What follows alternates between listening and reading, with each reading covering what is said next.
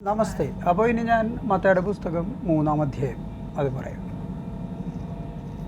അത് വായിച്ചതിൽ നിന്ന് പറയണേ. ഓക്കെ, പക്ഷേ നിങ്ങൾക്കത് പോയി പരിശോധിച്ച് നോക്കാം. അതേപോലെ തന്നെ കൃത്യമായിട്ടൊക്കെ എഴുതിയിട്ടുണ്ടാവും. മത്തായിയുടെ പുസ്തകം 3-ാം അധ്യായം തുടങ്ങുന്നത് അക്കാലത്ത് സ്നാപക യോഹന്നാൻ വിൽഡർനെസ്സിൽ മരുഭൂമിയിൽ സ്നാപക യോഹന്നാൻ്റെ ശബ്ദം കേൾക്കാൻ തുടങ്ങി. കർത്താവിൻ്റെ വഴി നേരെയാക്കുക എന്ന് പ്രവാചകൻ പറഞ്ഞിട്ടുള്ള ആ സ്നാപക യോഹന്നാൻ സംസാരം തുടങ്ങി, പ്രസംഗം തുടങ്ങി. സ്നാപക യോഹന്നാൻ പറയണേണ്, അനുദപിക്കുക, repent, for the kingdom of heaven is close at hand. എത്രയും വേഗം നിങ്ങൾ പാപികളാണെന്ന് സമ്മതിച്ച് പശ്ചാത്തപിക്കണമെങ്കിൽ പാപം ചെയ്യണമല്ലോ. എന്തെങ്കിലും തെറ്റിയതല്ലേ നമുക്ക് പശ്ചാത്തപിക്കാൻ പറ്റുള്ളൂ. അപ്പോൾ നമ്മൾ ആദ്യം പാപിയാണെന്ന് സമ്മതിക്കുക. അപ്പോൾ സ്നാപക യോഹന്നാൻ്റെ അടുത്ത് എന്ത് കഴിഞ്ഞാൽ സ്നാപക യോഹന്നാൻ നിങ്ങളെ വെള്ളത്തിൽ മുക്കി പൊക്കിയെടുക്കും. അപ്പോൾ നിങ്ങളെ പാപമൊക്കെ തീരും. പിന്നെ നിങ്ങൾ ക്രിസ്ത്യാനികളാവും. മനസ്സിലായോ? അങ്ങനെ യഹൂദരെ സ്നാപക യോഹന്നാൻ മതം മാറ്റി ക്രിസ്ത്യാനികളാക്കണ പരിപാടിയാണ് അയാൾ ചെയ്യണത്. ഈ സ്നാപക യോഹന്നാനെ കുറിച്ച് പറയുമ്പോൾ ഒരു കാര്യം കൂടി പറയാനുണ്ട്. ഈ സ്നാപക യോഹന്നാൻ എന്ന് പറഞ്ഞാൽ ശരിക്കും പറഞ്ഞാൽ യേശുവിൻ്റെ ചേട്ടനായിട്ട് വരും. കാരണം അമ്മ രണ്ടുപേരാണെങ്കിലും അപ്പനൊന്നാണ്. മനസ്സിലായോ? ഈ അഗ്നി നക്ഷത്രം സിനിമയിൽ കാർത്തിക്കും പിന്നെ പ്രഭു ഉണ്ടല്ലോ, കാർത്തിക്കും പ്രഭു, അതുപോലെയാണ് സ്നാപക യോഹന്നാനും യേശു. പിന്നെ ചെറിയൊരു വ്യത്യാസമുണ്ട്. അതായത് സ്നാപക യോഹന്നാൻ്റെ അമ്മനെ ഗർഭിണിയാക്കണ പരിശുദ്ധാത്മാവാണ്. പക്ഷേ സ്നാപക യോഹന്നാൻ്റെ അമ്മയ്ക്ക് വയസ്സായിരുന്നു, ചാകാറായ സമയത്താണ് പരിശുദ്ധാത്മാവ് ഗർഭിണിയാക്കണം. അവർക്കിടെ ഭർത്താവ്, അവരുടെ പേര് എലിസബത്ത് എന്നാണ്, ഭർത്താവിൻ്റെ പേര് സക്കറിയ. അയാൾ പറയുകയും ചെയ്യും, അയ്യോ എൻ്റെ ഭാര്യയ്ക്ക് വയസ്സായേ, എനിക്കും വയസ്സായി, ഞങ്ങൾക്ക് ഇനി കുഞ്ഞുങ്ങളൊന്നും വേണ്ടായേ എന്ന് പറയും. പക്ഷേ സമ്മതിക്കില്ല. അയാളുടെ വായ മൂടി കെട്ടിയിട്ട് പിന്നെ അയാൾക്ക് സംസാരിക്കാൻ പറ്റില്ല. കുഞ്ഞ് ജനിക്കണ വരെ ഇയാൾ സൈലൻ്റ് ആക്കി കളഞ്ഞാണ് ഇയാളെ. അതായത് ചില സിനിമയിലൊക്കെ നമ്മൾ കാണൂലേ, ഭർത്താവിനെ കസേരയിൽ പിടിച്ച് കെട്ടിയിട്ടിട്ട് ഭാര്യനെ റേപ്പ് ചെയ്യണ കാണൂലേ, അതേപോലത്തെ സീനാണ്. അങ്ങനെ ഉണ്ടായവനാണ് ഈ സ്നാപക യോഹന്നാൻ. മനസ്സിലായോ? അവൻ്റെ വസ്ത്രം എന്ന് പറഞ്ഞാൽ ഒട്ടകത്തിൻ്റെ നൂലായിരുന്നു എന്നാണ് പറയുന്നത്. ഒട്ടകത്തിൻ്റെ മുടിയായിരുന്നു എന്നാണ്. അത് വെച്ചിട്ടാണ് അവൻ വസ്ത്രം ഉണ്ടാക്കിയിരുന്നത്. പിന്നെ അവനുള്ള ഭക്ഷണം വെട്ടുക്കിളിയും കാട്ടുതേനുമായിരുന്നു എന്ന് പറയുന്നത്. വെട്ടുക്കിളിനെ തിന്നിരുന്ന അവനാണ്. വെട്ടുക്കിളി എന്ന് വെച്ചാൽ നമ്മൾ ഈ പ്രേതത്തിൻ്റെ സിനിമയൊക്കെ കാണുമ്പോൾ, ഈ ഗോസ്റ്റിൻ്റെ സിനിമയൊക്കെ കാണുമ്പോൾ ചില ഗുഹയിൽ നിന്ന് ഇങ്ങനെ കുറേ വെട്ടുക്കിളികൾ ഇങ്ങനെ കിളികൾ പറന്നു പോകണ കാണില്ലേ, അതാണ് ഈ വെട്ടുക്കിളി എന്ന് പറഞ്ഞത്. ആ സാധനത്തിനാണ് ഇയാൾ തിന്നിരുന്നത്. മനസ്സിലായോ? നല്ല അനുകരിക്കാൻ പറ്റിയ ക്യാരക്ടർ. അപ്പോൾ ഇയാളാണ് ഈ മരുഭൂമി കിടന്ന് ഈ ബഹളം ഉണ്ടാക്കിയത്. എന്തെന്ന് ഞങ്ങൾക്ക് നിങ്ങൾ പാപികളാണെന്ന് സമ്മതിക്കുക, അനുദപിക്കുക, കാരണം സ്വർഗ്ഗലോകം ഇതാ തൊട്ടരികെ എത്തിയെന്ന് പറഞ്ഞത്. Close at hand. അതായത് അന്ത്യവിധി വന്നാലല്ലേ ഇത് പറയാൻ പറ്റുള്ളൂ, ക്ലോസ് അറ്റ് ഹാൻഡ് എന്ന് പറയാൻ പറ്റുള്ളൂ. പക്ഷേ അന്ത്യവിധി വന്നിട്ടില്ല. പക്ഷേ സ്വർഗ്ഗരാജ്യം ക്ലോസ് അറ്റ് ഹാൻഡ് എന്നാണ് പറയുന്നത്. അതായത് അന്ത്യവിധി അടുത്തെത്തി, തൊട്ടടുത്തെത്തി.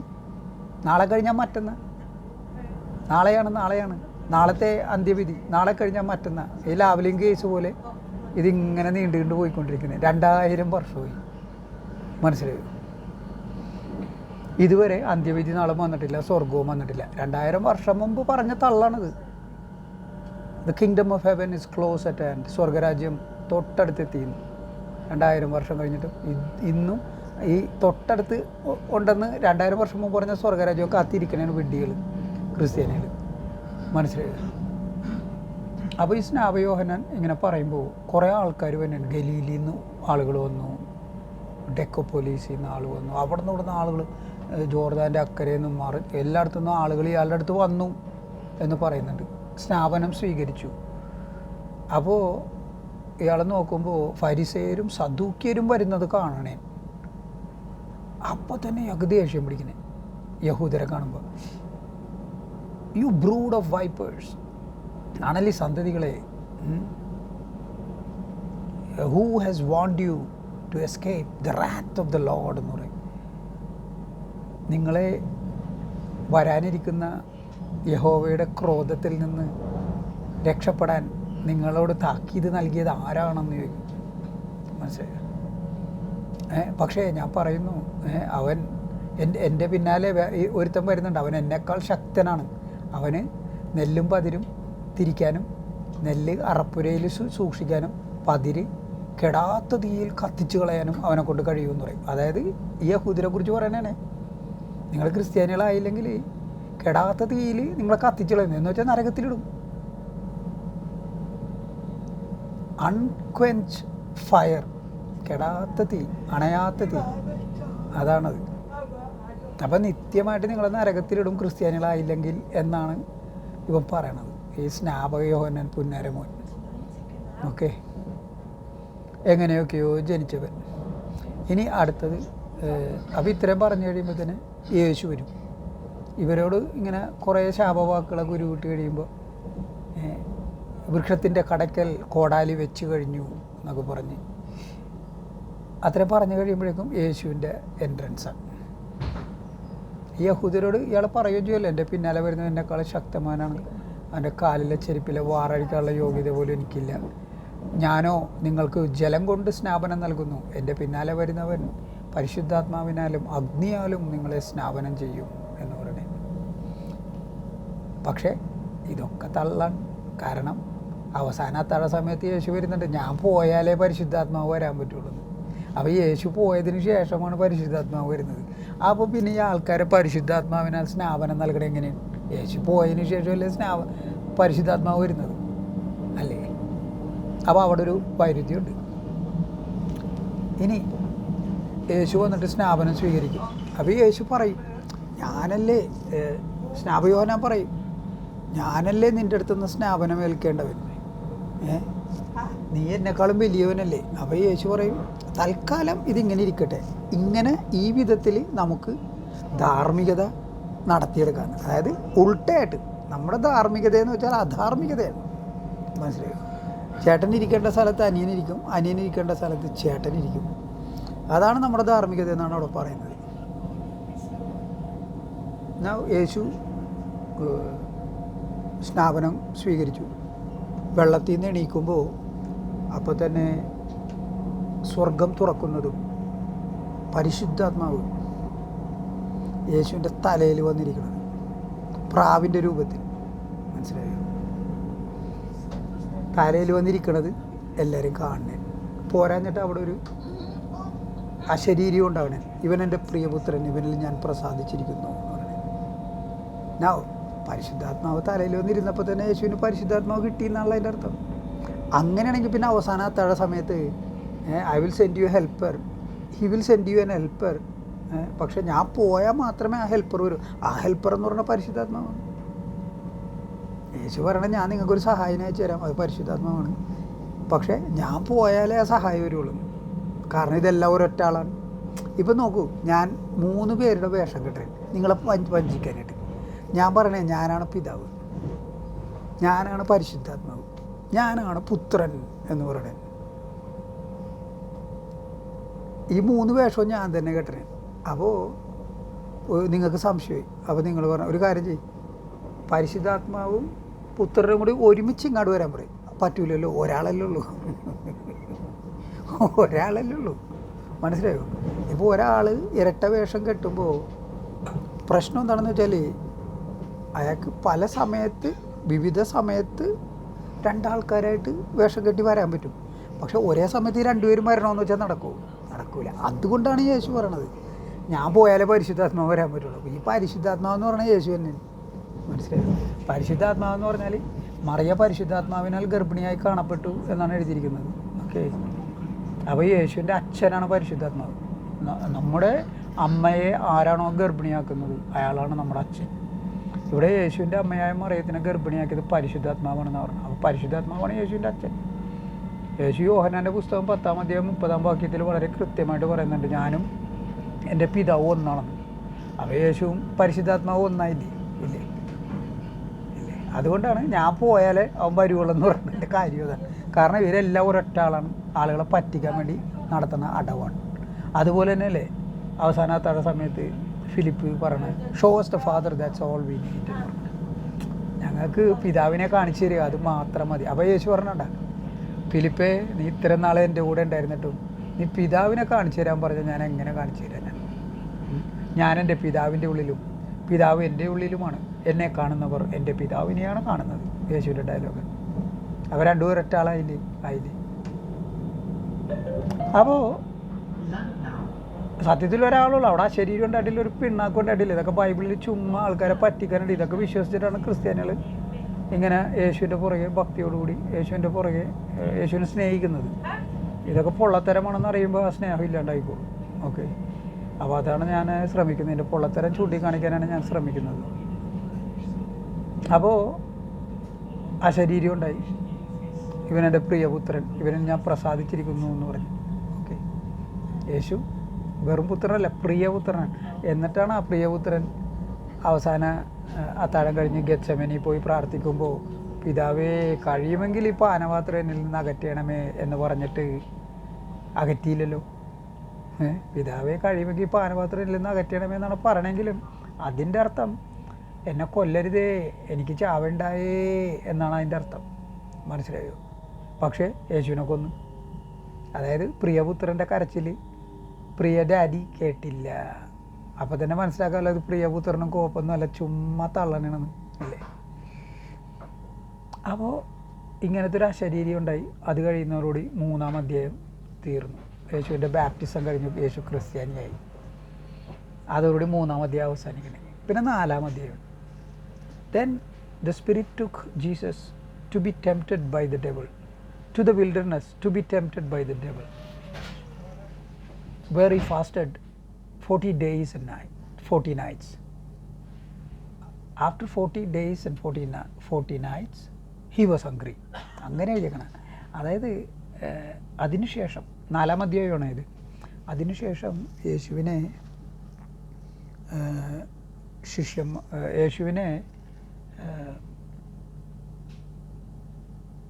സ്പിരിറ്റ്, അതായത് പരിശുദ്ധാത്മാവ്, വേറെ സ്പിരിറ്റ് ഒന്നുമില്ലല്ലോ. ഈ സ്പിരിറ്റ് യേശുവിനെ പരീക്ഷിക്കാനായിട്ട്, ഒന്നാമത്തെ കാര്യം കുറച്ചു മുമ്പാണ് 3-ാം അധ്യായം അവസാനിക്കണേനെ ഇവൻ എൻ്റെ പ്രിയപുത്രനെന്ന് അശരീരം ഉണ്ടായെന്ന് പറഞ്ഞ. എന്നിട്ട് പിന്നെ പരീക്ഷിക്കാനായിട്ട് പരിശുദ്ധാത്മാവ് പോകണം എന്തിനാണ്? പിതാവ് ഓൾറെഡി പറഞ്ഞില്ലേ ഇതെൻ്റെ പ്രിയപുത്രനാണ്. അപ്പോൾ പിന്നെ പരീക്ഷിക്കേണ്ട ആവശ്യമില്ലല്ലോ. ഇത് യേശു പ്രിയപുത്രനാണെന്ന് സംശയമുള്ളതുകൊണ്ടാണോ ഇനി പരീക്ഷിക്കാൻ പോയത്? എന്തും ആയിക്കൊള്ളട്ടെ, 40 ദിവസവും 40 രാവും യേശു ഭക്ഷണമൊന്നും കഴിച്ചില്ല. 40 രാവും 40 പകലും കഴിഞ്ഞപ്പോൾ അവന് വിശന്നു. അങ്ങനെ എഴുതിയേക്കണം. അതായത് during this 40 days and nights Jesus felt no hunger. ഒരു വിശപ്പും ജീസസിനുണ്ടായിരുന്നില്ല. 40 ദിവസവും 40 രാവും കഴിഞ്ഞപ്പോഴാണ് യേശുവിന് വിശന്നത്. അപ്പോൾ യേശുവിന് വിശന്നേ. അപ്പോൾ ഡെവിൾ കെയിം. ഡെവിൾ വന്നിട്ട് പറഞ്ഞു, if you are the son of God turn these stones into bread. നിനക്ക് വിശക്കരണ്ടല്ലേ, ഒരു കാര്യം ചെയ്യും, നീ ദൈവപുത്രനാണെങ്കിൽ നീ കല്ലുകളോട് അപ്പമാകാൻ പറ. അപ്പോൾ തന്നെ ദൈവപുത്രൻ പറഞ്ഞ് എന്ത് കേൾക്കുമല്ലോ. അപ്പോൾ തന്നെ ഇത് അപ്പമാകുമല്ലോ, നിനക്ക് വയറ് കുറച്ച് ഫുഡ് അടിക്കാമല്ലോ. പക്ഷേ ഇവിടെ ഈ ഡെവിൾ ചോദിക്കുന്ന ഒരു ചോദ്യമുണ്ട്, if you are the son of God, നീ ദൈവപുത്രനാണെങ്കിൽ ഇത് ചെയ്യടാന്നാണ് പറയുന്നത്. അതിൻ്റെ അർത്ഥം ഈ ഡെവിൾ പറയുന്നത് യേശു ദൈവപുത്രനല്ല എന്നാണ്. യേശു ദൈവപുത്രനല്ല എന്നറിയാവുന്ന ആളാണല്ലോ. അതുകൊണ്ടാണല്ലോ നീ ദൈവപുത്രനാണെങ്കിൽ ഇത് ചെയ്യാൻ പറയണത്. പക്ഷേ യേശു ആരാണ്? മോൻ. കൗശലത്തിൻ്റെ ഉസ്താദാണ് യേശു. യേശു അപ്പോൾ തന്നെ ഡെവിളിനോടൊരു ഡയലോഗ് എന്താണ് പറയണത്?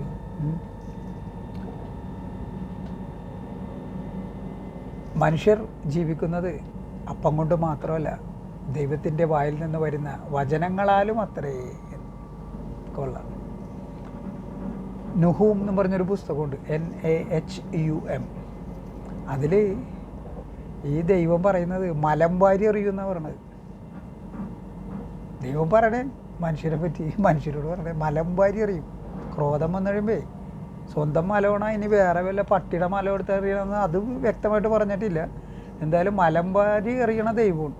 അപ്പം മലം വാരി എറിയുമെന്ന് പറയുന്ന ദൈവത്തിൻ്റെ വചനങ്ങളാലാണ് മനുഷ്യൻ ജീവിക്കണമെന്ന് പറഞ്ഞാൽ ഇതൊക്കെ വിശ്വസിക്കാൻ ആർക്കെങ്കിലും കഴിയും?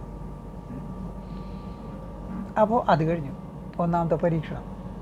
അപ്പോൾ തന്നെ ഞാനൊരു കാര്യം നിന്നോട് പറഞ്ഞു, നീ വിശക്കനുണ്ടെങ്കിൽ നീ ദൈവപുത്രനാണെങ്കിൽ നീ കല്ല് അപ്പമാക്കിയിട്ട് നീ കഴിച്ചോളാൻ പറഞ്ഞു. അപ്പോൾ നീ എന്നോട് പറയണതാണ് ബൈബിളിൽ പറഞ്ഞിരിക്കുന്നത് മനുഷ്യൻ ജീവിക്കുന്നത് അപ്പം കൊണ്ട് മാത്രമല്ല ദൈവത്തിൻ്റെ വായിൽ നിന്ന് വരുന്ന വചനങ്ങളാലും അത്രേ എന്ന് പറഞ്ഞു. അപ്പോൾ എന്നാൽ പിന്നെ ഇനി ബൈബിളിൽ നിന്ന് തന്നെ ഞാനൊരു കാര്യം എടുത്തിട്ട് തരാം. യേശുവിനെ ഒരു പള്ളിയുടെ മുകളിൽ കൊണ്ടുപോയി. പള്ളിയുടെ മുകളിൽ കൊണ്ടുപോയിട്ട് പറഞ്ഞു, നീ ഇവിടുന്ന് മുകളിൽ നിന്ന് എടുത്ത് ചാടും.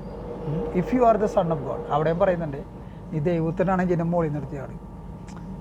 നിൻ്റെ ബൈബിളിൽ പറഞ്ഞിട്ടുണ്ടല്ലോ, മാലാഖമാർ നിൻ്റെ കാല് പാറയിൽ തട്ടാതെ താങ്ങി നിർത്തും നിന്നെ എന്ന് ബൈബിളിൽ പറഞ്ഞിട്ടുണ്ടല്ലോ. അപ്പോൾ ബൈബിളിൽ പറഞ്ഞിരിക്കുന്ന കാര്യം വെച്ചിട്ടാണ് യേശു അടുത്ത ചോദ്യം, യേശുവിനോട് ഡബിൾ അടുത്ത ചോദ്യം ചോദിക്കണം. അതായത് ഡബിളിന് ബൈബിൾ അറിയാം അല്ലേ? കൊള്ളാം, നല്ല കാര്യം. അപ്പോൾ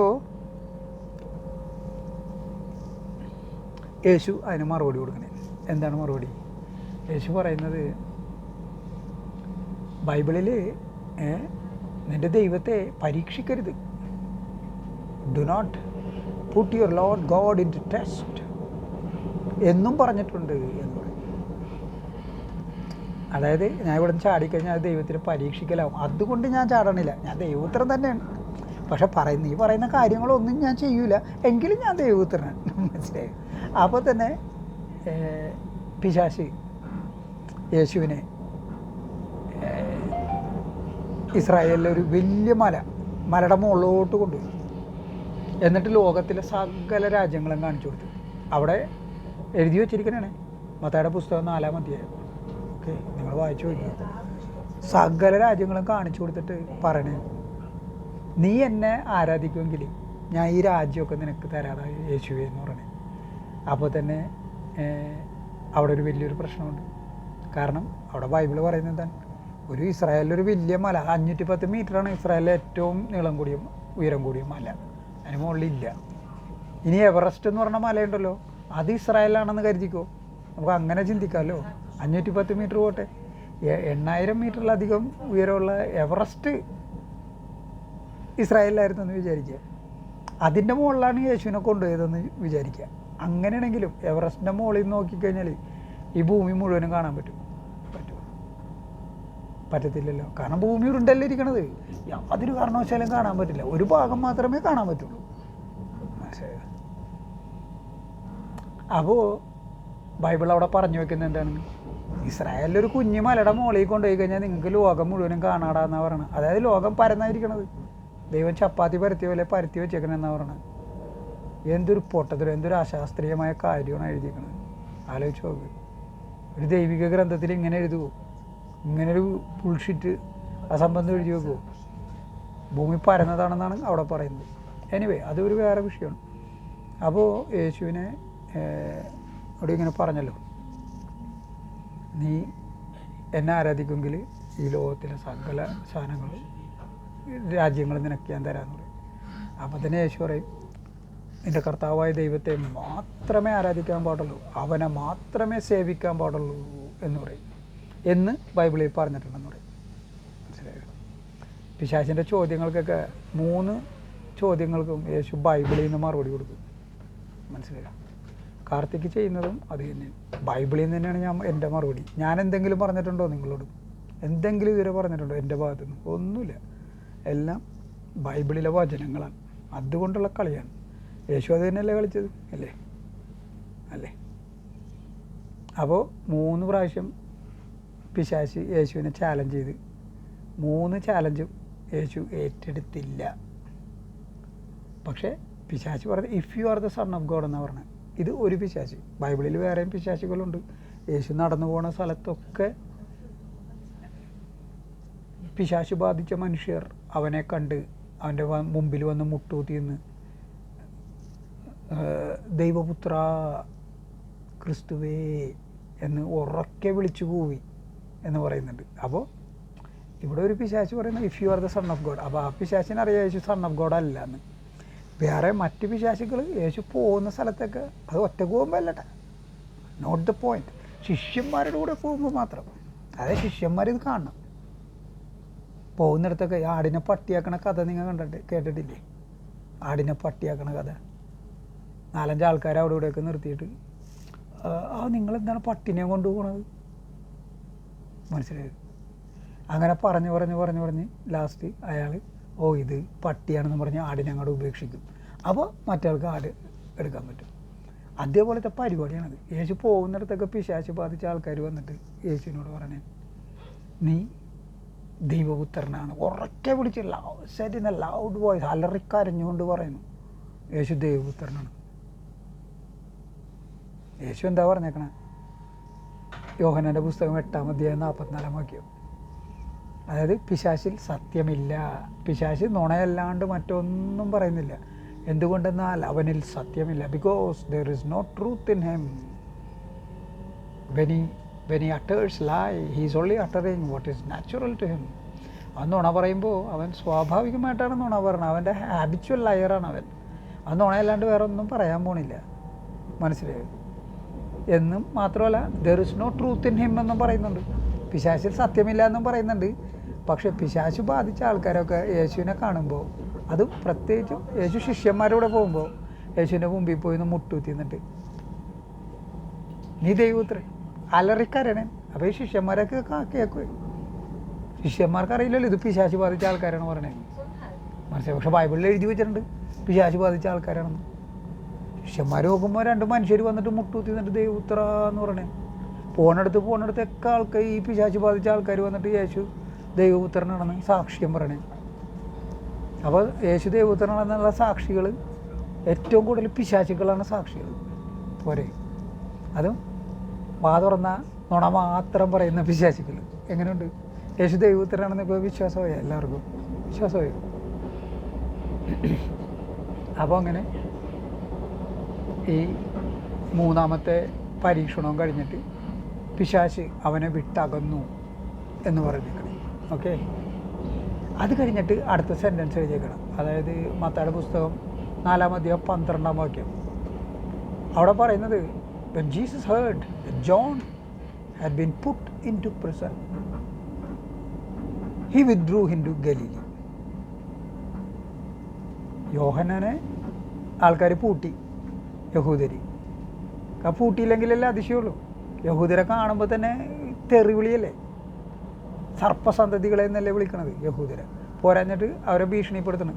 നിങ്ങൾ പാപികളാണെന്ന് ഏറ്റുപറഞ്ഞ് കുമ്പസാരിച്ച് കുർബാന കൈക്കൊണ്ടില്ലെങ്കിൽ നിന്നെയൊക്കെ, എൻ്റെ പിന്നാലെ ഒരുത്തൻ വരുന്നുണ്ട്, അവൻ വലിയവനാണ്, അവൻ നിന്നെയൊക്കെ വെട്ടി അണയാത്ത തീയിലേക്ക് എറിയും എന്നും പറഞ്ഞ് ഭീഷണിയും പെടുത്തണം, മനസ്സിലാക്കുക. എനിവേ, യോഹന്നാനെ അറസ്റ്റ് ചെയ്തു എന്ന് യേശുവിന് when Jesus heard, ജീസസ് കേട്ടു യോഹന്നാനെ അറസ്റ്റ് ചെയ്തു. അപ്പോൾ he withdrew into Galilee എന്ന് എഴുതിക്കണം. അവൻ ഗലീലിയിലേക്ക് പിൻവാങ്ങി. ഇനി ഇവിടെ നിന്നാൽ ശരിയാവില്ല, ഇനി ഇവിടെ നിന്നാൽ നമ്മളെ തട്ടും, മനസ്സിലായോ? അപ്പോൾ അവൻ ഗലീലിയിലേക്ക് പിൻവാങ്ങി. അപ്പോൾ തന്നെ എഴുതിയേക്കണേ ഇത് മറിക്കാനായിട്ട്. അപ്പോൾ നമ്മളിങ്ങനെ ആലോചിച്ച് വന്നാലോ, ഇതെന്താണ് യേശു പേടിച്ചു പോയാൽ എന്ന് നമ്മൾ ആലോചിച്ചാലോ, അപ്പോൾ തന്നെ അതിന് തടയിട്ട് കൊടുക്കണേ. എന്താണ് എഴുതിയേക്കണത്? അങ്ങനെ യെശയ്യാ പ്രവാചകൻ പറഞ്ഞ പോലെ വിജാതീയരുടെ ഗലീലിയിൽ ഒരു വലിയ പ്രകാശം കണ്ടു. യേശുവാണ് പ്രകാശം, മനസ്സിലായില്ലേ? അപ്പോൾ അങ്ങനെ എഴുതി വെച്ചിട്ടുണ്ട്. അങ്ങനെ യേശു ഗലീലി കടൽ തീരത്തൂടി നടന്നു പോകുമ്പോൾ അവിടെ പത്രോസും അന്ത്രയോസും യോഹന്നാനും സെബദിപുത്രന്മാരായ യോഹന്നാനും യാക്കോബും ഇവരൊക്കെ മീൻ വല നന്നാക്കിക്കൊണ്ടിരിക്കണതാണ്. അപ്പം തന്നെ ഇവരോട് പറയണേ, come follow me, I will make you fishers of men എന്ന് പറഞ്ഞു. വരൂ, എൻ്റെ പിന്നാലെ വരൂ, ഞാൻ നിങ്ങളെ മനുഷ്യരെ പിടിക്കുന്നവരാക്കാം എന്ന് പറഞ്ഞു. അപ്പോൾ മനുഷ്യരെ പിടിക്കുന്നവനാണ് യേശു എന്ന് യേശു എന്നെ സമ്മതിച്ചല്ലോ, ഇല്ലേ? മനുഷ്യരെ പിടിക്കുന്ന പണി നിനക്ക് ഞാൻ പഠിപ്പിച്ചു തരാം നിങ്ങൾക്കെന്നും പറഞ്ഞിട്ടാണ് വിളിക്കണത്, മനസ്സിലായി? നിങ്ങൾ മീൻ പിടിക്കണ്ട, ഇനി മുതൽ മനുഷ്യരെ പിടിച്ചാൽ മതി. മീൻ പിടിച്ചിട്ട് എന്താ ചെയ്യണത് ആൾക്കാർ? ഈ മീൻ പിടുത്തക്കാരൻ അരയൻ അല്ലെങ്കിൽ മുക്കുവൻ അല്ലെങ്കിൽ വാലൻ മീൻ പിടിച്ചിട്ട് എന്താ ചെയ്യണത്? നേരെ സ്വർഗത്തിലോട്ട് വിടാനാണോ മീനിനെ? അല്ലല്ലോ, കൊല്ലിയല്ലേ ചെയ്യണത്, ഇല്ലേ? കൊന്ന് തിന്നുകയാണ് ചെയ്യണത് മീൻ പിടിച്ചിട്ട്. അപ്പോൾ മീൻ പിടുത്തക്കാരോട് വരും നിങ്ങളെ മനുഷ്യരെ പിടിക്കുന്നവരാക്കാന്ന് പറഞ്ഞാൽ മനുഷ്യരെ പിടിച്ചിട്ട് അവരെ കൊന്ന് തിന്നാം എന്ന് തന്നെയല്ലേ എൻ്റെ അർത്ഥം, അല്ലാണ്ട് സ്വർഗത്തിൽ പോകുന്നതാണ് എൻ്റെ അർത്ഥം. ആണോ? പിന്നെ ഇത് പറയലും അവർ അവരുടെ വലകൾ ഉപേക്ഷിച്ചു, അവരുടെ പിതാക്കന്മാരെ ഉപേക്ഷിച്ചു യേശുവിൻ്റെ പിന്നാലെ പോയെന്ന് എഴുതിക്കണം. അതിൻ്റെ കാരണം ഇവരൊക്കെ സ്നാപയോഹന്നാൻ്റെ ശിഷ്യന്മാരായിരുന്നു. സ്നാപയോഹന്നാൻ ഇവരെ ട്യൂൺ ചെയ്ത് വെച്ചേക്കണേ, മനസ്സിലായോ? ട്യൂൺ ചെയ്ത് വെച്ചേക്കണേ, വെൽ ട്യൂൺഡാണ് ഇവർ. അതായത് സ്നാപയോഹന്നാൻ പറഞ്ഞിട്ടുണ്ട്, എൻ്റെ പിന്നാലെ വരുന്നവൻ എന്നേക്കാൾ വലിയവനാണ്, എൻ്റെ കാലിലെ ചെരുപ്പിലെ വള്ളി മാറ്റാൻ പോലും എനിക്ക് യോഗ്യതയില്ല. പിന്നെ യോഹന്നാൻ്റെ പുസ്തകത്തിൽ വ്യക്തമായിട്ട് പറയുന്നുണ്ട്, യേശു അതിലെ കൂടെ നടന്നു പോകുന്ന കാണുമ്പോൾ അവൻ ശിഷ്യന്മാരെ ചൂണ്ടിക്കാണിച്ചുകൊണ്ട് പറയുന്നു, ഇതാ ലോകത്തിൻ്റെ പാപങ്ങൾ നീക്കുന്ന ദൈവത്തിൻ്റെ കുഞ്ഞാട്. Here is the lamb of God who is to take away the sin of the world. അങ്ങനെ പറയുന്നുണ്ട്. അപ്പോൾ ഇതൊക്കെ കേട്ട് അവർ വെയിറ്റ് ചെയ്യാനാണ് യേശുവിന് വേണ്ടിയിട്ട്. അതുകൊണ്ടാണ് ഇവർ യേശു വിളിക്കുമ്പോൾ തന്നെ വലയും പിതാക്കന്മാരെയൊക്കെ ഉപേക്ഷിച്ച് യേശുവിൻ്റെ പിന്നാലെ പോണത്. മനസ്സിലായോ? ഇതിൽ യാതൊരു അത്ഭുതവും ഇല്ല. പക്ഷെ ഇതൊന്നും മനസ്സിലാക്കാതെ, കഥ മുഴുവനും അറിയാതെ ഈ ഭാഗം മാത്രം വായിച്ച് ഞാൻ വിചാരിക്കും, ഭയങ്കര കരിസ്മാറ്റിക് പേഴ്സണാലിറ്റി ആയിരുന്നു കേട്ടോ. അതായത് ഒന്ന് പറഞ്ഞോളൂ, അപ്പം തന്നെ അവരുടെ പിതാക്കന്മാരെ ഉപേക്ഷിച്ച് യേശുവിൻ്റെ പിന്നാലെ പോയി എന്ന് പറഞ്ഞിട്ട്. മനസ്സിലായോ? അപ്പോൾ ഇതാണ് മത്തായിയുടെ പുസ്തകം 4-ാം അധ്യായം. അപ്പോൾ 3-ാം അധ്യായവും 4-ാം അധ്യായവും ഞാൻ ഏറെക്കുറെ നിങ്ങൾക്ക് അതിൻ്റെ പ്രസക്ത ഭാഗങ്ങൾ എല്ലാം അക്ഷരം എല്ലാ വാക്കുകളും ഞാൻ പറയുന്നില്ല, അത് നിങ്ങൾക്ക് മനസ്സിലാക്കാനായിട്ടുള്ള കാര്യങ്ങളാണ് ഞാൻ പറയുന്നത്. ഓക്കെ, അങ്ങനെയാണ് യേശുവിന് ശിഷ്യന്മാരെ കിട്ടുന്നത്. പക്ഷേ ഇവിടെ ഒരു പ്രശ്നമുണ്ട്. ഏറ്റവും വലിയ പ്രശ്നം എന്താ അറിയോ? മത്തായിയുടെ പുസ്തകം 4-ാം അധ്യായം 12-ാം വാക്യം. When Jesus heard that John the Baptist had been put into prison, he withdrew into Galilee. John the ബാപ്റ്റിസ്റ്റിനെ തടവറയിലാക്കി എന്ന വാർത്ത, ജയിലിലാക്കി എന്ന വാർത്ത യേശുവിൻ്റെ കാതിൽ വീണപ്പോൾ അവൻ ഗലീലിലേക്ക് പിൻവാങ്ങി. ഈ ഗലീലിയിലാണ് യേശുവിന് ആദ്യത്തെ ശിഷ്യന്മാരെ കിട്ടുന്നത്. അതിനു മുമ്പ് യേശുവിന് ശിഷ്യന്മാരില്ല. മാമോദീസ മുങ്ങിയതിന് ശേഷമാണ് യേശു സ്നാപയോഹന്നാൻ യേശുവിനെ മാമോദീസ മുക്കി ക്രിസ്ത്യാനിയാക്കി സ്നാപയോഹന്നാൻ ജയിലിലായി. അപ്പോൾ തന്നെ യേശു ഗലീലിലേക്ക് പോയി. വിഡ്രൂ ഇൻറ്റു ഗലീലി, പിൻവാങ്ങി. അല്ലെങ്കിൽ യേശുവിനെയും പിടിച്ച് അറസ്റ്റ് ചെയ്താലോ എന്ന് വിചാരിച്ചിട്ട്. മനസ്സിലായോ? അല്ലാണ്ട് ഈ യെശയ്യാ പ്രവാചകൻ്റെ പ്രവചനം ഉണ്ടാക്കാൻ വേണ്ടിയല്ല യേശു പോയത്. യേശു പേടിച്ചിട്ടാണ് പോയത്. അതാണ് സത്യം. മനസ്സിലായോ? പക്ഷേ ഇവിടെ പ്രശ്നം എന്താണെന്ന് വെച്ചാൽ യോഹന്നാൻ്റെ പുസ്തകം 3-ാം അധ്യായം 22-ാം വാക്യം. 3-ാം അധ്യായത്തിൽ ഒരു കാര്യം പറയുന്നുണ്ട്. 22-ാം വാക്യമല്ല, 3-ാം അധ്യായത്തിൽ ഒരു കാര്യം. അതായത് 3-ാം അധ്യായത്തിൽ പറയുന്നത്, യേശുവും യേശുവിൻ്റെ ശിഷ്യന്മാരും ബാപ്റ്റിസം നടത്തുന്നു. അപ്പോൾ ഐനോന് അടുത്തുള്ള സലീമിൽ ബാപ്റ്റിസം നടത്തുന്നു. അപ്പോൾ തൊട്ടടുത്ത് സ്നാപയോഹന്നാൻ ശിഷ്യന്മാരും ബാപ്റ്റിസം നടത്തുന്നു. How is this possible? ഇതെങ്ങനെ സാധിക്കും? സ്നാപയോഹന്നാനെ ജയിലിലാക്കിയപ്പോഴാണല്ലോ, ആക്കിയതിന് ശേഷമാണല്ലോ യേശുവിന് ശിഷ്യന്മാരെ തന്നെ കിട്ടുന്നത്, അല്ലേ? അല്ലേ? അപ്പോൾ ഞാൻ ഈ ഭാഗം വായിച്ചപ്പോൾ എനിക്കിത് സ്ട്രൈക്ക് ചെയ്തു. ഇത് ശരിയല്ലല്ലോ. സ്നാപയോഹന്നാനെ ജയിലിലാക്കിയതിന് ശേഷമല്ലേ യേശു ഗലീലിയിൽ വരുന്നത്. അവിടെ നിന്നല്ലേ യേശുവിന് ആദ്യത്തെ ശിഷ്യന്മാരെ കിട്ടണത്. അപ്പോൾ യേശുവും ശിഷ്യന്മാരും സ്നാപനം നടത്തുന്നു. അതേസമയം തന്നെ സ്നാപയോഹന്നാനും ശിഷ്യന്മാരും സ്നാപനം നടത്തുന്നു. മാത്രമല്ല, ജയിലിൽ വെച്ച് തന്നെ സ്നാപയോഹന്നാൻ്റെ തലവെട്ടി സ്നാപയോഹന്നാൻ ജയിലിൽ നിന്ന് പുറം ലോകം കണ്ടിട്ടില്ല. അതോടുകൂടി സ്നാപയോഹന്നാൻ്റെ ചാപ്റ്റർ ക്ലോസായി. മനസ്സിലായോ? അങ്ങനെയാണ് ബൈബിൾ പറയുന്നത്. അപ്പോൾ പിന്നെ ഈ ചത്ത സ്നാപയോഹന്നാൻ എങ്ങനെ തിരിച്ചു വന്നു എന്നൊരു ക്വസ്റ്റ്യൻ വന്നു. അപ്പോൾ ഞാൻ അതിൻ്റെ അടിയിലോട്ട് വായിച്ചു നോക്കുമ്പോൾ, ജോണിൻ്റെ പുസ്തകം നിങ്ങൾ വായിച്ചു നോക്കിക്കോളൂ, അതിലെഴുതിയേക്കണേ, John the Baptist had not been arrested yet. അതായത് ഈ സമയം വരെ സ്നാപയോഹന്നാനെ അറസ്റ്റ് ചെയ്തിട്ട് ഉണ്ടായിരുന്നില്ല എന്നാണ് യോഹന്നാൻ പറയുന്നത്. ഒന്ന് ആലോചിച്ച് നോക്ക്. മത്തായിയും യോഹന്നാനും യേശുവിൻ്റെ ശിഷ്യന്മാരാണ്, അപ്പോസ്തലന്മാരും കൂടിയാണ്. മൈൻഡ് യു, യേശുവിൻ്റെ കൂടെ എപ്പോഴും ഉണ്ടായിരുന്ന ആൾക്കാരാണ്. അപ്പോൾ അവരെ രണ്ടുപേരുടെയും അക്കൗണ്ട് നമ്മൾ പരിശോധിക്കുമ്പോൾ മത്തായി പറയുന്നത് സ്നാപയോഹന്നാനെ അറസ്റ്റ് ചെയ്തു, സ്നാപയോഹന്നാനെ തലവെട്ടി, ജയിലിലേക്ക് തലയും വെട്ടി. അതിന് ശേഷമാണ്, ജയിലിലായതിനു ശേഷമാണ് യേശു ആ വിവരം അറിഞ്ഞപ്പോഴാണ് യേശു ഗലീലയിലേക്ക് പോയത്. അവിടെ നിന്നാണ് യേശുവിന് ശിഷ്യന്മാരെ കിട്ടുന്നത്. അപ്പോൾ പിന്നെ ഇതെങ്ങനെ ശരിയാവും, എങ്ങനെ ശരിയാവും? അപ്പോൾ അത് ശരിയാക്കാൻ വേണ്ടി യോഹന്നാൻ്റെ പുസ്തകത്തിൽ എഴുതിയേക്കണേ എക്സ്ട്രാ ഒരു ഡയലോഗ്. അതായത് സ്നാപക ആ സമയത്ത്, ഈ സംഭവം നടക്കുന്ന സമയത്ത് ജയിലിലായിട്ടുണ്ടായിരുന്നില്ല, അറസ്റ്റ് ചെയ്തിട്ടുണ്ടായിരുന്നില്ല എന്നെഴുതി വെച്ചേക്കണം. മനസ്സിലായോ? അതായത് സ്നാപയോഹന്നാനിൽ എഴുതുന്നവന് മത്തായിയുടെ പുസ്തകത്തിൽ എഴുതിയേക്കണ കാര്യം അറിയാമെന്നാണ് അതിൻ്റെ അർത്ഥം. മനസ്സിലായോ? അപ്പോൾ സ്നാപയോഹന്നാന് മത്തായിയുടെ പുസ്തകത്തിൽ എന്താണെന്ന് അറിയാം, മത്തായിക്ക് യോഹന്നാൻ്റെ പുസ്തകത്തിൽ എന്താണെന്ന് അറിയാം. പക്ഷേ ഇവരുടെ തമ്മിൽ വായിച്ചു നോക്കുമ്പോൾ രണ്ടും പരസ്പര വിരുദ്ധം. ഇതിൽ നിന്ന് നമ്മൾ എന്ത് മനസ്സിലാക്കണം? പോരാഞ്ഞിട്ട് ഇവർ രണ്ടുപേരും യേശുവിൻ്റെ കൂടെ ഉണ്ടായിരുന്ന ആൾക്കാരാണ്. ഇവർ പറയുന്നത്, ഒരാൾ പറയുന്നത് യേശു സ്നാപയോഹന്നാൻ്റെ മരണശേഷമാണ്, അല്ലെങ്കിൽ അറസ്റ്റിന് ശേഷമാണ്, സ്നാപയോഹന്നാൻ ജയിലിലായതിനു ശേഷമാണ് യേശുവിന് ആദ്യത്തെ ശിഷ്യന്മാർ കിട്ടിയത്. മറ്റേ ആൾ പറയുന്നത് സ്നാപയോഹന്നാനും ശിഷ്യന്മാരും സ്നാപനം നടത്തിക്കൊണ്ടിരിക്കണം അതേ സമയത്ത് തന്നെ യേശുവും ശിഷ്യന്മാരും സലീമിനടുത്തുള്ള ഐനോനിൽ സ്നാപനം നടത്തിയിരുന്നല്ലോ എന്നാണ് പറയുന്നത്. അവർ രണ്ടുപേരുടെ അക്കൗണ്ട് കോൺട്രഡിക്റ്ററിയായി. അതുമാത്രമല്ല, ഇവർ രണ്ടുപേരും യേശുവിൻ്റെ കൂടെ തന്നെ ഉണ്ടായിരുന്ന അപ്പോസ്തലന്മാരാണ്. ഇതുകൊണ്ടാണ് ഞാൻ പറയണത്, ഈ പുസ്തകം എഴുതിയേക്കുന്നത് ഇവരല്ല. ഇപ്പോൾ അതിനുള്ള ഒരു തെളിവും കൂടി നിങ്ങൾക്ക് തന്നില്ലേ. ഇനിയും പോകെ ഇതുപോലെ ധാരാളം കാര്യങ്ങളുണ്ട്, അതൊക്കെ അറിയിക്കാം. അപ്പോൾ ഇതിൻ്റെ ബാക്കിയും കൂടി, 4-ാം അധ്യായത്തിൻ്റെ ബാക്കിയും കൂടി ഉണ്ട്. അപ്പോൾ യേശുവിന് ശിഷ്യന്മാരെ കിട്ടി. അക്കാലം മുതൽ അവൻ ഗലീലി മുഴുവനും പറഞ്ഞു നടക്കാൻ തുടങ്ങി. എന്തെന്നാ പറയണത്? Repent, for the kingdom of heaven is close at hand. ആ 3-ാം അധ്യായത്തിൽ യേശുവിൻ്റെ ചേട്ടൻ സ്നാപയോഹന്നാൻ പറഞ്ഞത് തന്നെയാണ് 4-ാം അധ്യായത്തിൽ യേശു പറയണത്. അതായത് നിങ്ങൾ പാപിയാണെന്ന് സമ്മതിക്കുക, എന്നിട്ട് അതൊക്കെ കൺഫസ് ചെയ്യുക. അതായത് ഈ ക്രിസ്ത്യാനികളുടെ ഒരു പരിപാടി ഉണ്ടല്ലോ, ശനിയാഴ്ച പോയിട്ട് ഈ കുമ്പസരിക്കൽ.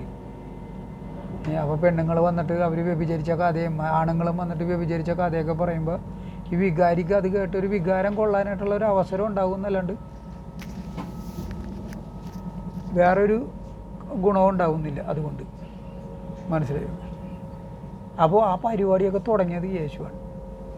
ബൈബിളിൽ നിന്നാണ് തുടങ്ങുന്നത് ഈ കൺഫ്യൂഷനും കാര്യങ്ങളൊക്കെ. അതാണ് നമ്മൾ മനസ്സിലാക്കേണ്ടത്.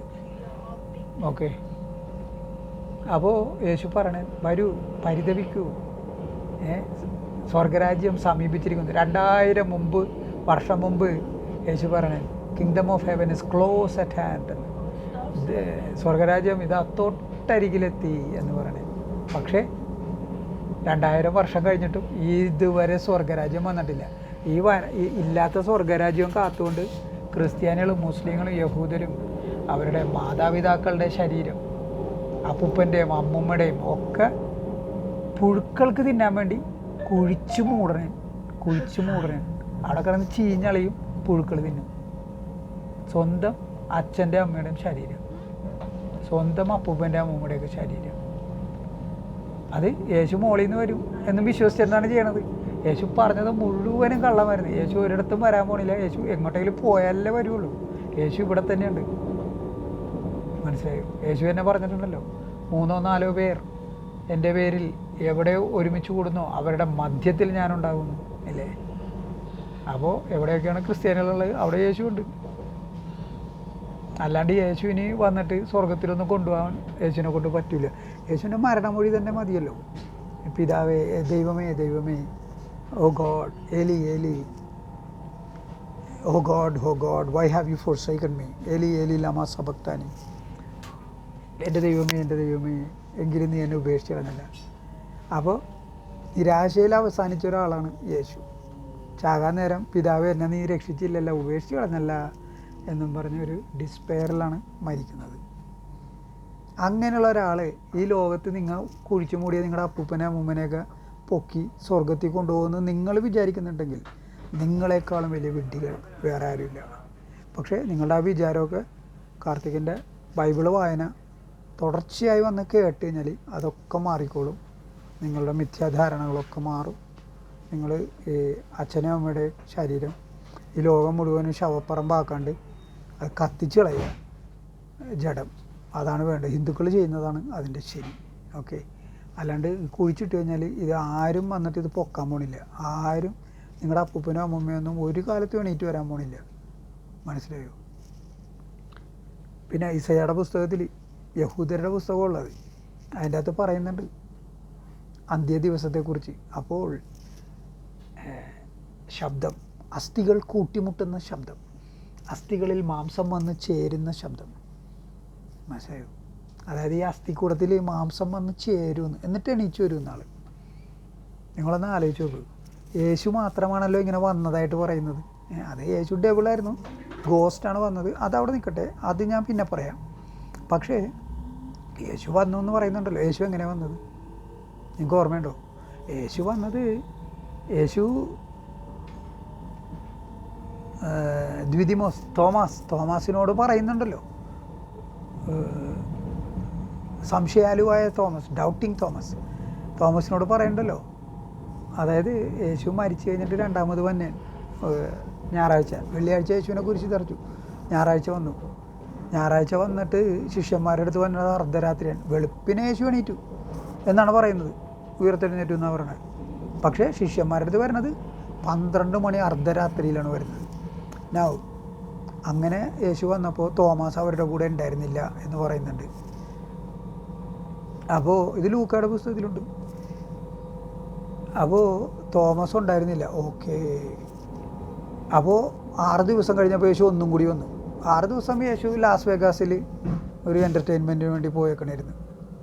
6 ദിവസം യേശു എവിടെയായിരുന്നു, എന്ത് ചെയ്യണമായിരുന്നു, ഒന്നും പറയുന്നില്ല. അപ്പോൾ ഞാൻ ഊഹിക്കണേണ്, എന്തായാലും ഇത്രയും കഷ്ടപ്പെട്ട് കുരിശിലൊക്കെ തറച്ച് മരിച്ചല്ലേ, അപ്പോൾ ഒന്ന് ഇത്തിരി മസാജൊക്കെ കിട്ടാൻ വേണ്ടി ലാസ് വേഗാസിലോട്ട് പോയിട്ടുണ്ടാവും യേശു. അപ്പോൾ 6 ദിവസം കഴിഞ്ഞപ്പോൾ തോമാസിൻ്റെ മുമ്പിൽ യേശു വീണ്ടും വന്നു. എന്നിട്ട് പറഞ്ഞത്, തോമസേ, എൻ്റെ കയ്യിലെ മുറിവ് നോക്കൂ, കാലിൽ എൻ്റെ പക്കിനായിട്ട് കുത്തിയ ഊട്ട നോക്കൂ, ഈ ഊട്ട ഇപ്പോഴും ഉണ്ട്. അതായത് മരിച്ചുപോയ യേശു രണ്ടാമത് വന്നപ്പോൾ ആ ജീവിച്ചിരുന്ന സമയത്ത് കിട്ടിയ മുറിവുകളെല്ലാം ശരീരത്തിലുണ്ട്. എന്തൊരു കോലമായിരിക്കും അത്. എന്നാൽ ആലോചിച്ച് നോക്ക്, ഇപ്പോൾ ഒരു മനുഷ്യനെ തലക്കെട്ട് വെടിവെച്ച് കൊന്നു.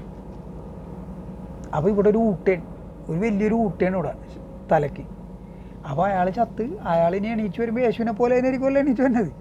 അയാൾ ഇവിടെ ഒരു ഊട്ടിയുണ്ടാവും. അതായത് കറക്റ്റ് സോംബീസിനെ കാണിക്കില്ലേ സിനിമയിൽ, അതേപോലെയാണ് ക്രിസ്ത്യാനികളെ നിങ്ങളുടെ അപ്പൂപ്പനും അമ്മൂമ്മയും അപ്പനും അമ്മയൊക്കെ എണീറ്റ് വരാൻ പോണത്. അങ്ങനെ വരണമെന്ന് നിങ്ങൾക്ക് ആഗ്രഹം ഉണ്ടോ? അതിലും ഭേദം കത്തിച്ചിളയല്ലേ. നോക്കൂ, മരണം എന്ന് പറഞ്ഞാൽ ജീവാത്മാവ്, ജീവൻ ശരീരത്തിൽ നിന്ന് വെളിയിൽ പോകുന്ന, ശരീരത്തിനെ ഉപേക്ഷിച്ച് പോകുന്നതിൻ്റെ ഈ ശരീരത്തിലിരുന്ന് എന്തെല്ലാം അനുഭവിക്കാനുണ്ടോ കർമ്മങ്ങൾ, എത്ര കാലം, അതിനൊരു നിശ്ചിത കാലമുണ്ട്. അത് കഴിയുമ്പോൾ ഇത് വിട്ടുപോകും. അങ്ങനെ പോണത് അത് വേറൊരു ശരീരത്തിലേക്ക് പ്രവേശിക്കാൻ വേണ്ടിയിട്ടാണ് പോണത്. ഇപ്പോൾ ഈ ശരീരത്തിലേക്ക് ജീവാത്മാവ് കയറിയത് മറ്റൊരു ശരീരത്തിനെ ഉപേക്ഷിച്ചിട്ടാണ് ഇതിൻ്റെ അകത്ത് കയറുന്നത്. മനസ്സിലാവും? അപ്പോൾ വേറൊരു ജന്മം വരുന്നു, അത് മരണത്തോടുകൂടി അത് കഴിഞ്ഞു. അപ്പോൾ ഈ ജന്മമായി. ഇനി ഇതിൻ്റെ മരണത്തോടുകൂടി ഈ ശരീരം, ജീവൻ ഇതിൽ നിന്ന് പോയി വേറൊരു ശരീരത്തിന് പ്രാപിക്കും. അങ്ങനെ ജനിക്കും. ചിലപ്പോൾ അത് മൃഗമായിരിക്കാം, പക്ഷിയായിരിക്കാം, അതൊക്കെ നമ്മുടെ കർമ്മം പോലെ. മനസ്സിലായോ? അപ്പോൾ അതാണ് മരണം എന്ന് പറയണത്. ഇതൊന്നും അറിയാണ്ട് ഈ ജഡം എന്ന് പറഞ്ഞാൽ ആത്മാവില്ലാത്ത ശരീരം, ജീവനറ്റ ശരീരം. ജീവൻ എന്ന് വെച്ചാൽ ഇൻഡിവിജ്വൽ സ്പിരിറ്റ്, അതാണ് ജീവൻ. പരമാത്മാവെന്ന് പറയുന്നത് യൂണിവേഴ്സൽ സ്പിരിറ്റ്, യൂണിവേഴ്സൽ സെൽഫ്. ഇത് ജീവാത്മാവെന്ന് പറയുന്നത് ഇൻഡിവിജ്വൽ സെൽഫാണ്. അപ്പോൾ അതിൻ്റെ കർമ്മഫലം അനുഭവിക്കുക എന്നുള്ളതാണ്. ഇപ്പോൾ ഈ ശരീരത്തിൽ ഇത്രയും നാൾ ജീവിക്കണമെന്ന് അതിന് ഒരു വിധിയുണ്ട്. അത് കഴിയുമ്പോഴേക്കും ഈ ശരീരം വിട്ടുപോകും. അപ്പോൾ അത് വിട്ടുപോണത് വേറൊരു ശരീരത്തെ പ്രാപിക്കാനാണ്. ഈ ശരീരത്തിലിരുന്ന് ചെയ്ത കർമ്മങ്ങളുടെ ഫലം അനുഭവിക്കാനായിട്ടാണ്. സൽക്കർമ്മങ്ങളും ഉണ്ട്, ദുഷ്കർമ്മങ്ങളും ഉണ്ട്. മനസ്സിലായോ?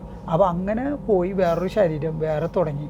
പിന്നെ അത് ഈ ശരീരം, ഡെഡ് ബോഡി, പിന്നെ എങ്ങനെ ഉയർന്നെഴുന്നേറ്റ് വരാനാണ്? ജീവനില്ലാത്ത ശരീരത്തിന് അനങ്ങാൻ പറ്റില്ല. ഇപ്പം നോക്കൂ, നമ്മുടെ അപ്പനോ അമ്മയോ അല്ലെങ്കിൽ അപ്പൂപ്പനോ അമ്മമ്മയോ മരിക്കണ സമയത്ത് നിങ്ങൾ തൊട്ടടുത്തുണ്ടെന്ന് വിചാരിക്കുക. അപ്പോൾ നിങ്ങൾ അപ്പൂപ്പൻ്റെ കൈയും പിടിച്ചുകൊണ്ടിരിക്കണേ, പെട്ടെന്ന് അപ്പൂപ്പൻ്റെ കൈ ഇങ്ങനെ കുഴഞ്ഞൊരൊറ്റ വീഴ്ച, തീർന്നു. ആ സമയത്ത് ജീവൻ പോയി, നമ്മൾ കാണുന്നില്ല. ജീവൻ പോയി നമുക്കറിയാം, പക്ഷേ നമ്മൾ തൊട്ടടുത്ത് ആ മുറിയിൽ തന്നെ ഉണ്ട്, നമ്മൾ കാണുന്നുണ്ടോ ജീവൻ പോണത്? കാരണം ഈ ജീവൻ എന്ന് പറഞ്ഞാൽ ശരീരമില്ല. ഇനി ശരീരമില്ലാത്ത സാധനമാണ് ജീവൻ. സാധനമെന്ന് തന്നെ പറയാൻ പറ്റില്ല. മനസ്സിലാക്കൂ. അപ്പോൾ അങ്ങനെയുള്ള ജീവൻ പോയി കഴിഞ്ഞാൽ ശരീരം ജഡമായി. സത്യം പറഞ്ഞാൽ ശരീരം ജഡമാണ്. ജീവചൈതന്യത്താലാണ് സംസാരിക്കാനും കേൾക്കാനും കാണാനും എല്ലാ ശക്തിയും നൽകുന്ന ജീവനാണ്. അതുകൊണ്ടാണ് ജീവൻ പോകുമ്പോൾ ഈ ശരീരത്തെ കൊണ്ട്, ഇപ്പോൾ ഞാൻ മരിക്കുമ്പോൾ നിങ്ങൾ എൻ്റെ അടുത്തുണ്ടെന്ന് വിചാരിക്കുക. അപ്പോൾ നിങ്ങൾ എന്നോട് കാർത്തിക് സംസാരിച്ചുകൊണ്ടിരിക്കണേ, അപ്പോൾ ഞാൻ പെട്ടെന്ന് മരിച്ചുപോയി. അപ്പോൾ എൻ്റെ ജീവൻ എൻ്റെ ശരീരത്തിൽ നിന്ന് പോയി. നിങ്ങൾ വിളിക്കണേ കാർത്തിക്, വിളി കേൾക്കൂ? വിളി കേൾക്കില്ല. കാരണം ജീവനില്ല. ജീവനാണ് വിളി കേൾക്കാനായിട്ടുള്ള ശക്തി, കാണാനായിട്ടുള്ള ശക്തി, കേൾക്കാനായിട്ടുള്ള, സംസാരിക്കാനായിട്ടുള്ള, നടക്കാനായിട്ടുള്ള, ചിരിക്കാനായിട്ടുള്ള എല്ലാ ശക്തികളും നമുക്ക് നൽകിയത് ജീവനാണ്. ആ ജീവൻ പോയിട്ട് പിന്നെ ഈ ശരീരം കൊണ്ട് കുഴിച്ചിട്ട് കഴിഞ്ഞാൽ ഇത് എണീച്ചു വരുമെന്ന് വിശ്വസിക്കുന്ന വിഡ്ഢികളായി നിങ്ങൾ മാറരുത്. ക്രിസ്ത്യാനികളും മുസ്ലിങ്ങളും യഹൂദരും. ഇപ്പോൾ ഒറ്റ കാര്യം മാത്രം ആലോചിച്ചാൽ ക്രിസ്ത്യാനികൾ, ഇപ്പോൾ കൊറോണ ഉണ്ടായി അല്ലേ? കൊറോണ വന്നപ്പോൾ ഞാൻ കണ്ടതാണ്, സിമിത്തേരിയുടെ അകത്തിട്ട് ഡെഡ് ബോഡി കത്തിച്ച് കളഞ്ഞു. കൊറോണ വന്ന് മരിച്ച ആൾക്കാരെ കത്തിച്ച് കളഞ്ഞ്. അപ്പോൾ അവരൊക്കെ ഇനി എങ്ങനെ സ്വർഗത്തിൽ പോകും? യേശു വരുമ്പോൾ ഇനി ഒന്നുമില്ലല്ലോ, ചാരം മാത്രമേ ഉള്ളൂ. എങ്ങനെ സ്വർഗത്തിൽ പോകും? എന്തൊക്കെ വിഡ്ഢിത്തരമാണ് സുഹൃത്തെ നിങ്ങൾ പറയുന്നത്. ആലോചിച്ച് നോക്കൂ. ഞാനീ പറയുന്ന കാര്യങ്ങൾ വീണ്ടും വീണ്ടും കേൾക്കുക. അപ്പോൾ നിങ്ങൾക്ക് മാനസാന്തരം ഉണ്ടാവും. ഓക്കെ. അപ്പോൾ 3-ാം അധ്യായം 4-ാം അധ്യായം ഞാൻ പറഞ്ഞു കഴിഞ്ഞു. കുറച്ച് കാര്യം കൂടി, ഒരു ചെറിയൊരു കാര്യം കൂടിയുണ്ട്.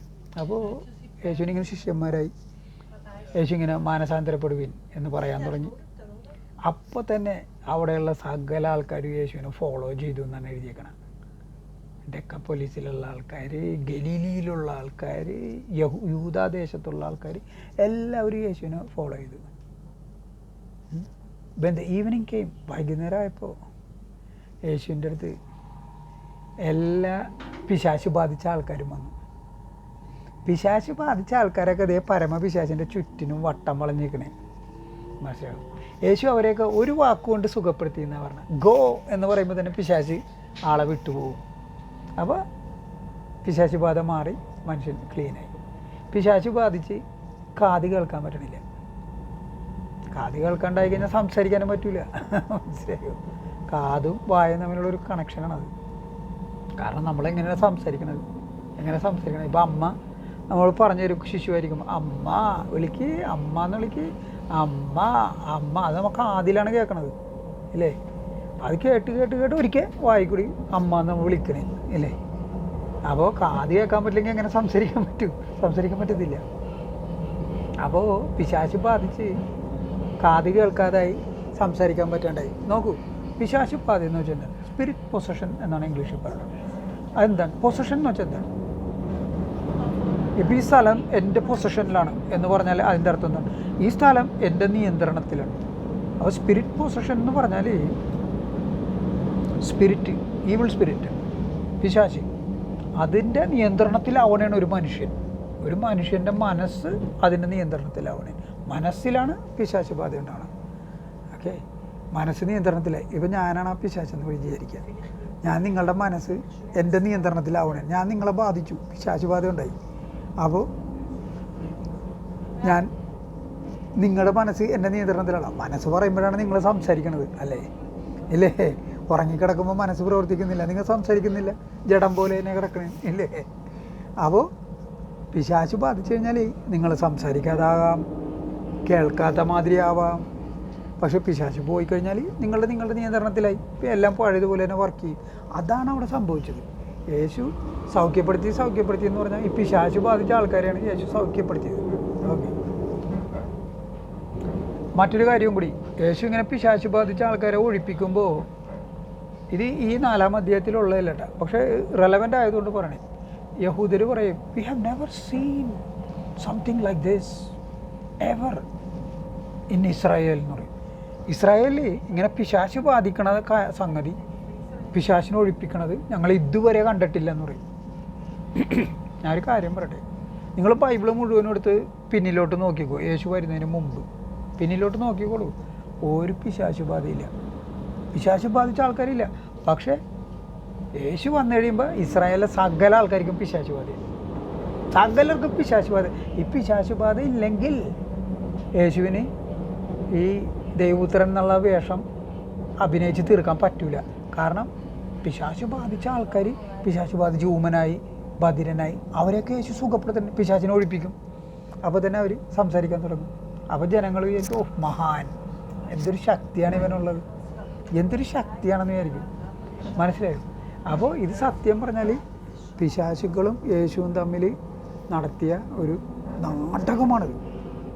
മനുഷ്യവംശത്തെ ചതിച്ച് നശിപ്പിക്കാൻ വേണ്ടി നടത്തിയ നാടകമാണ്. പക്ഷേ നാടകമൊക്കെ ഇപ്പോൾ അത് തീർന്നു. കാരണം നമ്മൾ കണ്ടുപിടിച്ചല്ല ഇത് നാടകമാണെന്ന്. മനുഷ്യരോട് അങ്ങനെ കളിക്കാൻ പറ്റില്ല പോയി. മനസ്സിലായോ? You can fool some people some time, you can fool a lot of people some time, but you cannot fool everybody forever. നിങ്ങൾക്ക് കുറച്ച് ആൾക്കാരെ പറ്റിക്കാൻ പറ്റും, ഒരുപാട് ആൾക്കാരെ കുറച്ച് കാലവും പറ്റിക്കാൻ പറ്റും. പക്ഷേ എല്ലാ ആൾക്കാരെയും എല്ലാ കാലത്തും പറ്റിക്കാൻ പറ്റില്ല. മനസ്സിലായി? അതുകൊണ്ടാണ് എൻ്റെ ഫാദർ, എൻ്റെ ഗുരു ഇതൊക്കെ കണ്ടുപിടിച്ചത്. ഈ യേശു പിശാചാണെന്ന് ഇതെല്ലാം തട്ടിപ്പാണെന്ന് കണ്ടുപിടിച്ചത് എൻ്റെ ഫാദറാണ്.